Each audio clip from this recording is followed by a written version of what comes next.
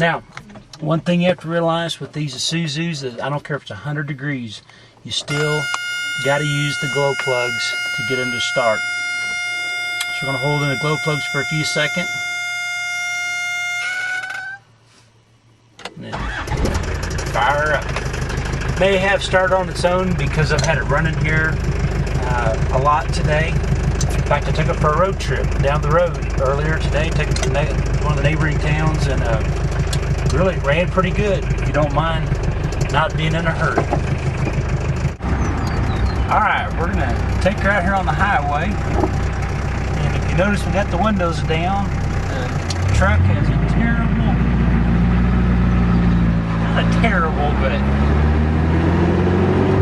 definitely has had a mouse living in it at some point in time.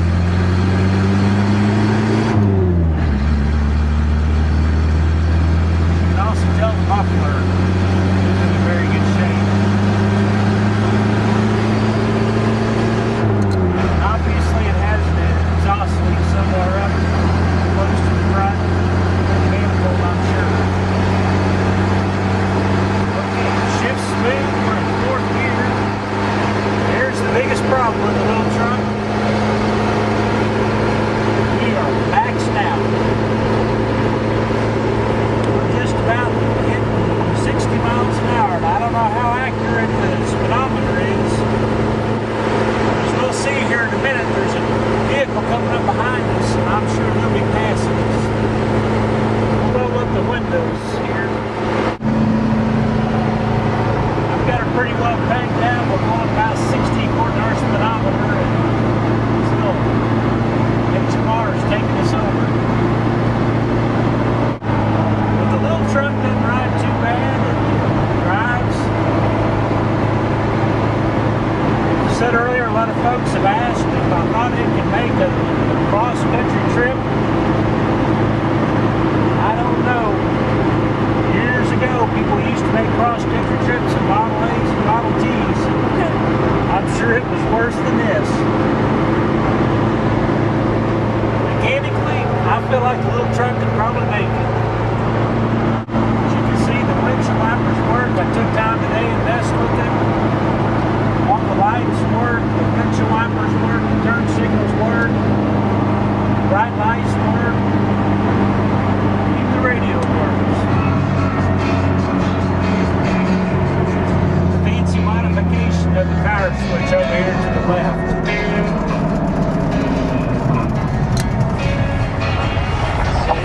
We're going to turn around and head back to home before we get caught driving around with no license on it.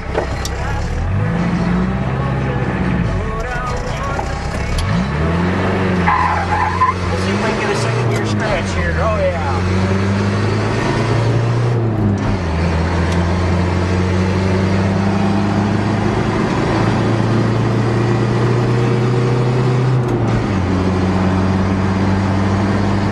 They only do 60, but it don't take too long to get there.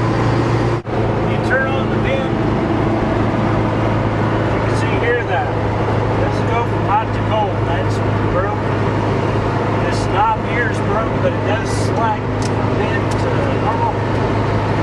I'll show you in a little while. The truck did originally have air conditioning. Everything is in the truck except for the compressor. It's missing, but they did unscrew the hoses. They didn't just cut the hoses. So the guy could find a compressor for it and wanted to evacuate the system. He could probably get the air conditioner working too. The truck really does run pretty smooth. These little trucks don't have a lot of top end speed, but they got a lot of low end torque. We'll see if we can't get a second gear scratch here again. Here we go. Oh yeah. The return on the turn signal doesn't work either. When you turn to the right or the left, you got to manually return it. Go back on its own. But the horn does work. Pretty wimpy, but it works. Alright, we're going to demonstrate the four-wheel drive. I want you to see how these little trucks are just, they're pretty tough, man. They'll go just about anywhere. If they only had built a truck that was a body and a frame that was as tough as the drivetrain on these things, they'd have had something. So we're going to lock in the front end here. These are manual lockout hubs, not like the new modern day stuff. Starting to get rain a little harder. That's all right. So Brett's going to watch me here when I pull up in there, walk up so you can see me. Okay? Yeah. We're going to see what we can do with it. See if we can get it stuck.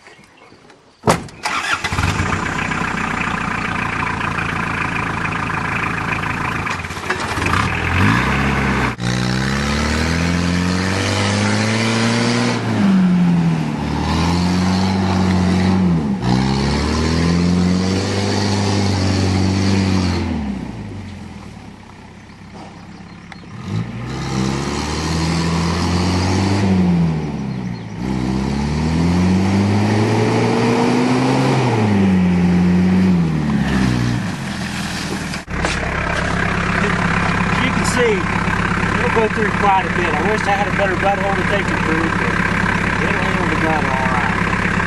Okay. Well, I hope you enjoyed this little video about the truck, and if anything else, I hope it was entertaining.